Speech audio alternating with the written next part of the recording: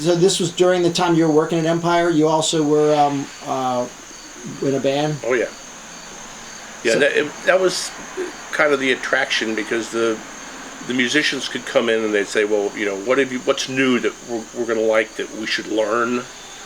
Or do you have yeah. from our catalog? It's something that they were looking for that they couldn't find at Montgomery Ward's or one of the other stores it also, we had. Because like you said, we had a pretty good catalog. When you say catalog, what does that mean? Because this is all like a different world now from where we are. Well, now. you know, the Beatles came out with, 10 albums or 20 albums? We'd have them all. Not just the current one, which we'd have quite a few of, but we'd go back, you know, we'd have the first album, the old stuff. And plus we had the 45s. And we had a lot of classical, and we had customers that were religiously coming, like, what was the guy who came in for Lalo Schifrin? Remember him? Lalo Schifrin. A gay guy. I don't know what he did for a living. And he was always coming in for Lalo Schifrin albums. Well, we had show tune. We had a big bin of show tunes. The Sound of Music was big back then, and Man of La Mancha. Jim's eccentricity often showed, and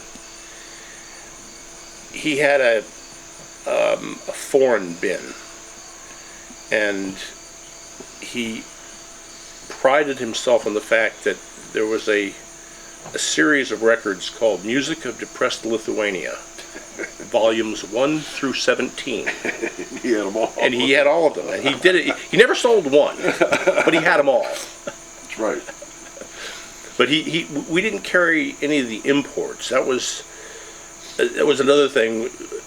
The guitar player in the Resumes and a couple of the other rockers from Bethesda used to hang around.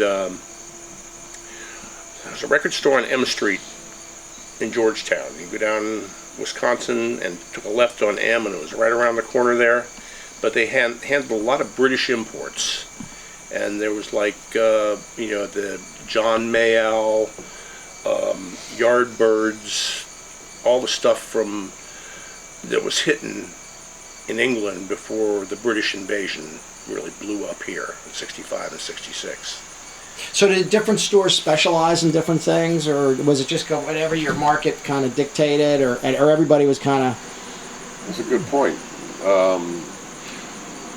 The Georgetown store tried to be the hippest store.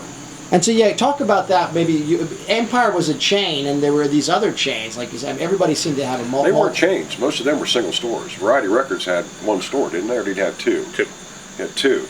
Super Music City was one store in Silver Spring, right there by the drug fair, which is long gone now. Waxy Maxie's had 6 or 8, as I recall. And Empire had how many? 4. At the height, they had 4. And they were where again?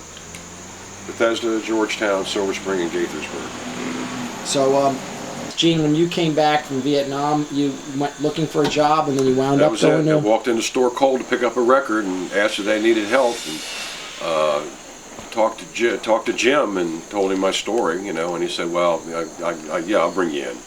So he brought me in, part-time, and it didn't take long for me to... I was pretty good with counting, change, and registers. But now you mentioned, I guess the drugs were like a regular part of it, but that was part of the whole universe, really. Yeah, it wasn't. Yeah. The store wasn't like a hotbed or anything. We didn't deal out of the store. No, Nobody that was never part of our lifestyle. But Jim had his occasional morning greetings, and then, oh, by the way, here, this ought to help you through the day kind of thing. He gave you a little speed and downer or something.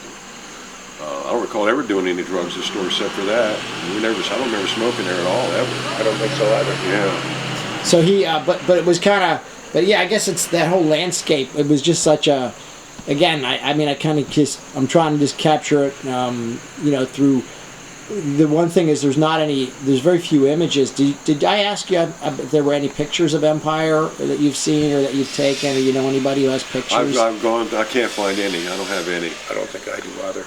There's a rug place there now. Was it 7815 Old Georgetown Road? Yep. It was originally 7225. It was 7215 Wisconsin. Okay. Next to the Woolworths. Then he moved to Georgetown Road. Well, what did it look like? What was the what was it? It was a storefront with bins on the wall and dual back-to-back bins down the center of the floor. You walked in, and the 45s were on one side, and everything else was LPs.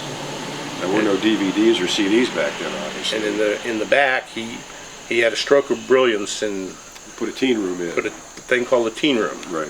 And jukebox, bunch of little round tables and chairs, 3 or 4 pinball machines, cigarette machine. You had to be 14. Right. The Pepsi best- machine or soda machine. Yeah.